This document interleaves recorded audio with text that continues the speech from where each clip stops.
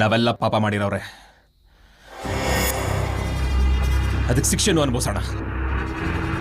ಆದ್ರೆ ಇಲ್ಲಿ ನ್ಯಾಯ ಮಾಡಿ ತೀರ್ಪು ಕೊಡಕ್ ನಮಗೆ ಯಾರಿಗೂ ಅರ್ಹತೆ ಇಲ್ಲ. ಜೀವನ ಪೂರ್ತಿ ಹೊಡೆದಾಡ್ದೆ, ತತ್ವಗಳಿಗೆ, ಪ್ರೀತಿಗೆ, ಒಂದು ಮಾತಿಗೆ, ಕೋಪದ ವಿರುದ್ಧ ಹೊಡೆದಾಡ್ದೆ, ಕೋಪದಿಂದ ಹೊಡೆದಾಡ್ದೆ. ಇನ್ಮೇಲೆ ತಲೆ ಬಗ್ಸಿ ಕೈ ಕಟ್ ಜೀವನ ಮಾಡ್ತೀನಿ. ಆದ್ರೆ ಕೆಣಕಿದ್ರೆ